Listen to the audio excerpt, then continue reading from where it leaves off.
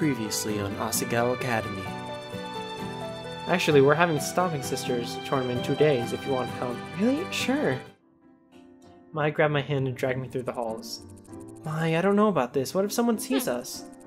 If you act natural, no one will care. There's too many people around and nobody will be interested in what we're doing. Mai was full of confidence that I wish I shared. I really don't think I'm comfortable with this. Mai stopped at the club room door, gently tugging on it. Sweet, they left it open. She pulled me into the club room and shut the door behind us. It's in here. Here was a storage closet at the very back of the room, a plain white cabinet. She stopped short of the door, looking expectantly at me.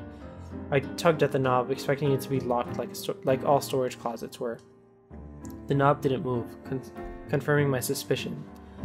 Relief swept through me. Well, darn, looks like it's locked. I guess whatever you wanted to show me will have to wait to another day. Or maybe never. Oh, I know it's locked, that's why I have these. She pulled out a shiny chain of keys from her pocket, eyes sparkling.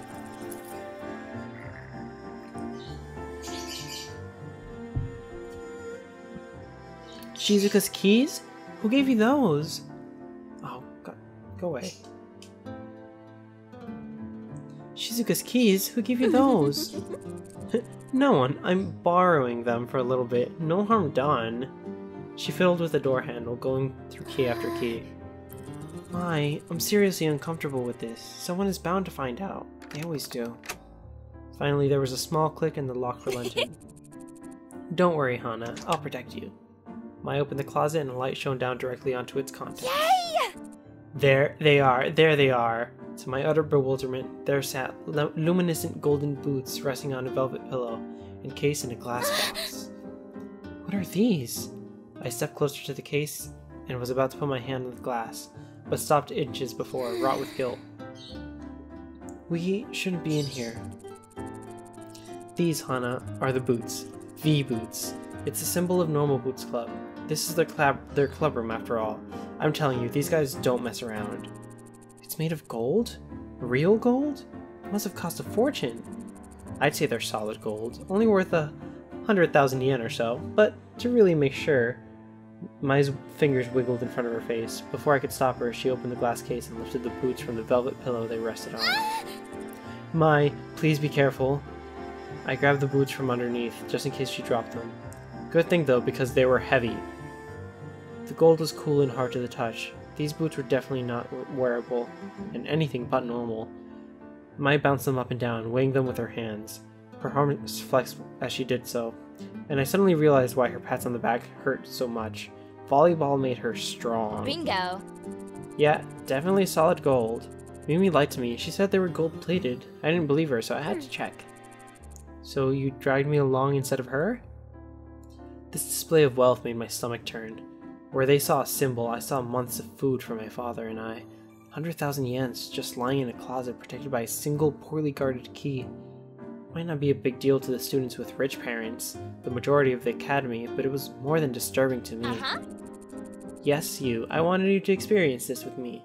Silhouetted by the warm glow of the spotlights, Mai smiled at me. That smile almost made it feel okay being here without permission. Almost. Plus, when we get caught, we'll be okay. There's no way they can punish you. They really like you. What? They really like you. What? The storeroom lights flickered on. We both turned abruptly, still holding the boots. Shane stood in the doorway. Maybe not that one. You, what are you doing here? The case is supposed to be locked. Well, it was locked. Mai. Shane. We're really sorry, Shane. We heard the boots were kept in here and we were curious, that's all. No harm done, right? Here, Mai, let's give the boots back to him. Yeah, I was just showing her. We aren't suspicious. You guys hide it away, and how is everyone else supposed to see it? She handed the boots to Shane, who placed them carefully back into the case, adjusting the pillow to the center. No. We hide it from people who aren't in the club, like you. The case clicked shut. Shane, I'm sorry. Do not come back here. Get out of my sight. But I am containing my anger right now, but your continued presence is making that even more difficult. I gulped. Mai and I dashed out the door. Shane slammed the door behind us. Do you think he's gonna tell the rest of them? I really hope not. I might have ruined my reputation with them. Sorry. I think you mean I might have ruined your reputation with them. She threw her head back and laughed, not quite grasping the consequences of her actions. You'll be fine. I'll be fine. They're students just like us. It's not like we stole it. But Shane, he was really angry. That's just an act. Don't worry about it, Hannah. I said I would protect you, right? Her words seemed genuine enough, but I had a hard time believing her. It was almost as if she planned for us to get caught. Okay. Good. Now let's head back to the dorms. The competition is tomorrow, and I do not plan on losing due to lack of sleep. The tournament, I completely forgot. Would they even let us participate considering what we just did? Mai hummed happily as she skipped down the hall, somehow impervious to my anxieties. Heart heavy, I followed her. Only time would tell.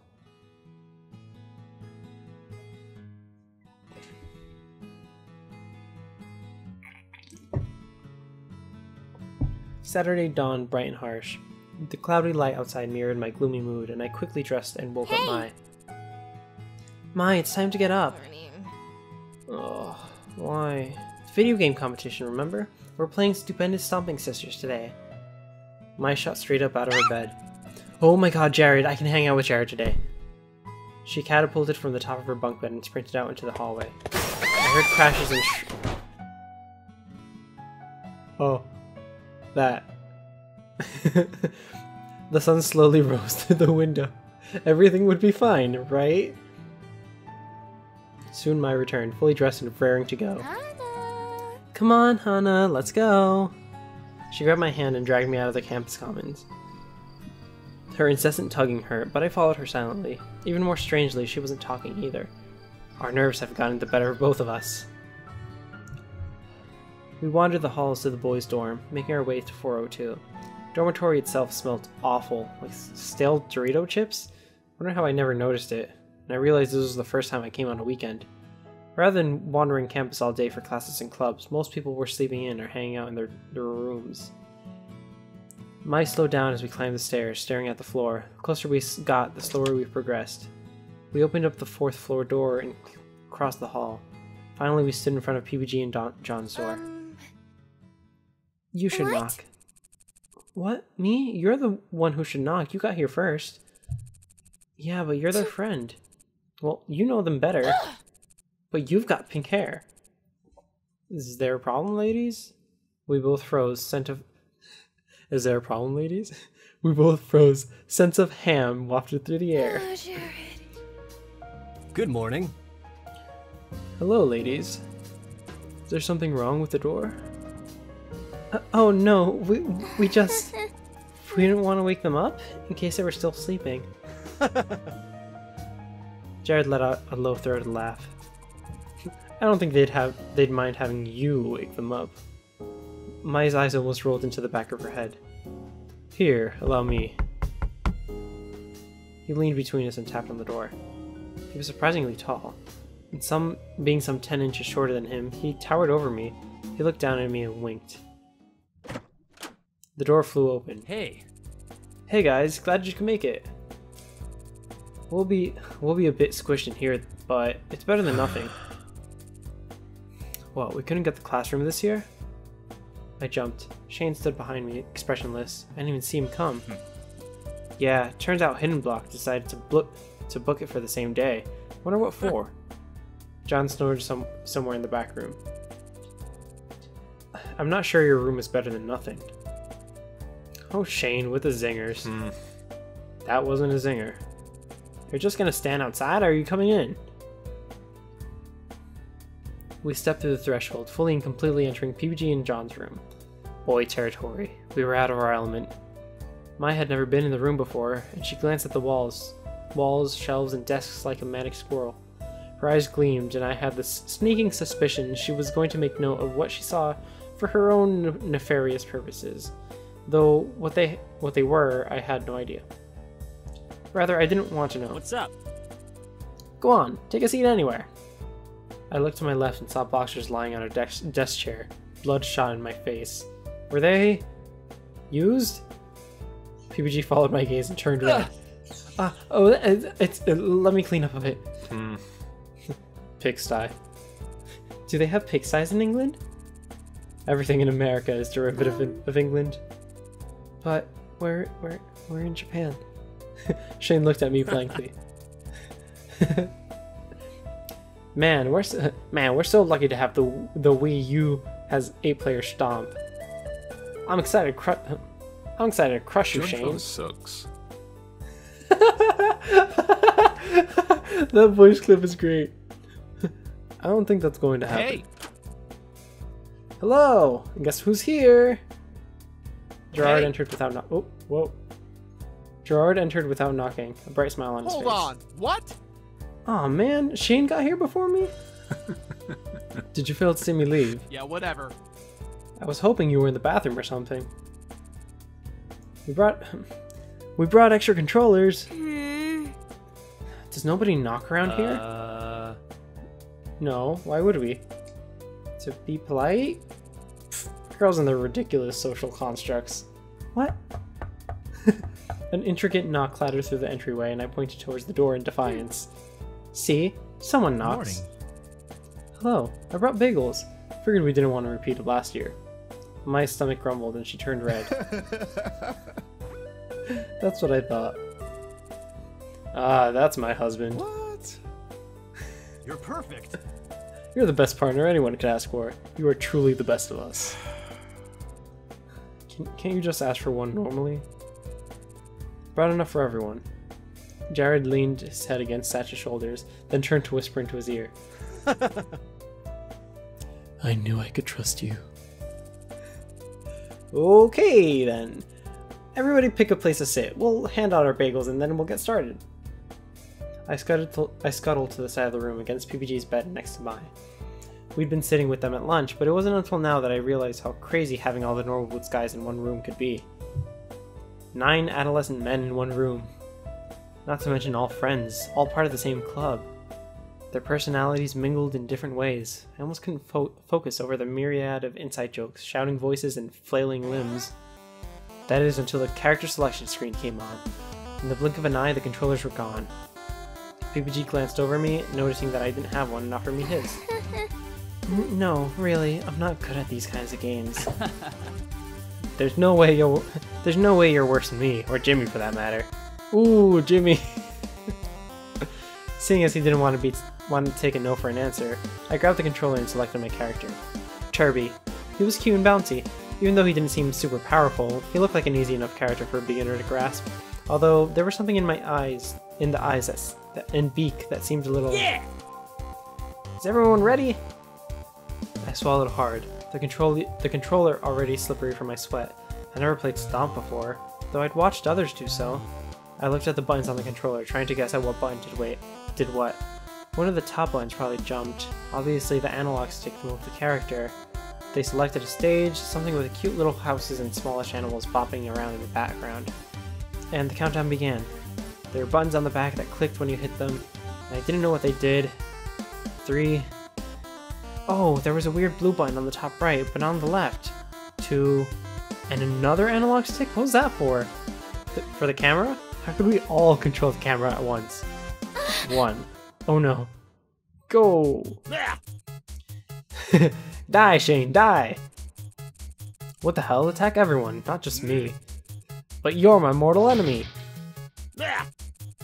Josh, what was that for? I wasn't even fighting you! You're wide open. Death waits for no one. You're next. The battle began. All in a display of slight mercy, the boys left me alone to wander the field and get a sense of my character. Oh, that does jump. I hit the jump button again, and again, and again, watching my character float higher and higher and higher towards the sky. I can fly?! My joy was cut short as a Nokia ball emerged from nowhere and pegged my character in the eye. I fell off the side of the screen. Despite my trying to jump back up, it wouldn't let me. Why? Ah, look at you. Turby can kind of hover for a while, but eventually gets too full of air and has to land. Otherwise, he'd be OP. Oh. When in doubt, down B. Down B? In the commotion of the match, curses and death threats was mixing with clacking controllers. Nobody was listening to what Nick was saying. Key to getting someone hear you in this commotion scene was shouting their name at the beginning of your sentence. Gerard! Satch! I frowned as my pink little blob fell back onto the map. Following Nick's advice, I hit down B. A cloud appeared around my pink guy and he became a rock. What? I don't understand. What would a rock do? I repeated the move multiple times, always turning into a rock of some sort on the ground, never hurting anybody near me. Suddenly an explosion rocked the ground and Kirby flew into the air just as I hit down B. No! No! To my surprise, he formed into a rock and fell, directly onto John's head. His Nario was sent flying off the screen and died. You're on my shit list. I'm very sorry. It didn't take long for that after me to die 5 pitiful, painful deaths, but as my little Kirby tumbled off the screen for the 6th and final time, a small surge of pride hit me. I killed John. The Jontron, even if by accident.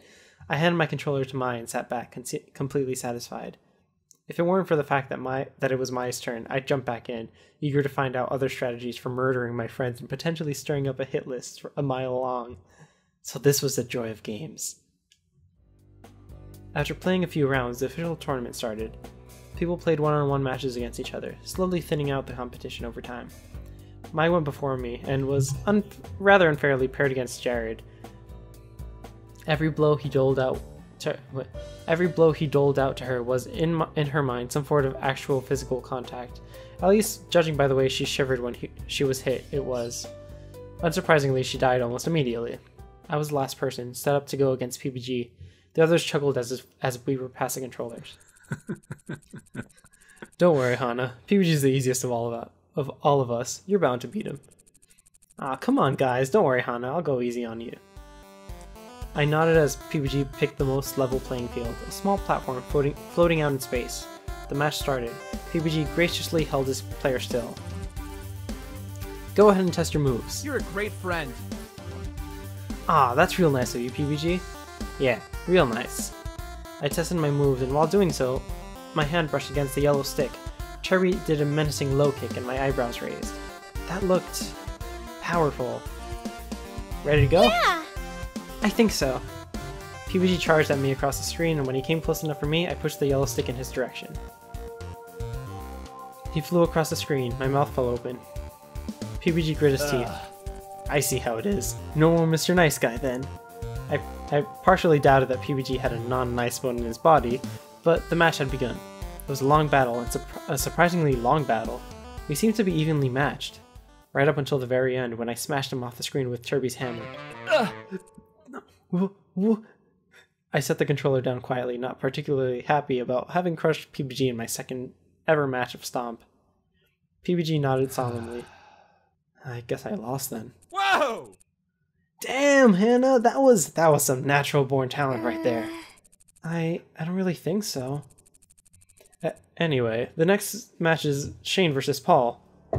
PBG remained quiet for a while after that. It wasn't until the third round that he joined again, cheering with the rest of the guys. My match rolled around, but this time I was playing against Jared, and this time I lost in only a few minutes. I set the controller down again, happy to no longer have responsibility over the life and death over inanimate pixels. As I did so, I saw Paul lean in to whisper something to Shane, whose eyes flew wide open, then his face shut down. Over my dead body. Their eyes slid to me and I looked away. They were talking about me, weren't they? I scooted over to Mai, feeling more comfortable near her than any of the guys. We cheered for Jared right up until the very end. He lost to a supernaturally agile Shane, who seemingly being fueled by the rage of 1,000 demonic toddlers. Everyone, that was a great round. Looks like we're in even better shape than last year. Well, all of us except PBG. That was uncalled for. Totally deserved. Anyways, I'm tired, so get out of my room, please. He grinned broadly, not finding anything wrong with how he summarily dismissed us. Mai and I gathered our things and left the room with the others, who, laughing and joking, dispersed all in different directions. Together we shuffled home. We fell through the doorway exhausted, with barely enough energy to change into our PJs. Mai leaped onto her bed with a happy sigh. Oh, Hana, I'm so glad you came to Asagao. As if things couldn't happen without me here. Mai shoved her face into her pillow and emitted a muffled reply. Yeah, whatever you say. I fell into my bed, staring at the rungs that kept Mai and her mattress from collapsing onto me and smothering me to death in the night. That was really fun. Video games are fun, Mai. Really? She shuffled around on top of her bed. I mean, I thought it was okay. It was passable. I don't know if I'd call it super fun or anything. No? I loved it. She chuckled. Seems like you found your calling. I'm not sure I have. Above me, Mai yawned. Let's just go to sleep. I'm exhausted. Smiling, I got up and turned out our light. Good night. Good night, Hana. Good night, Mai.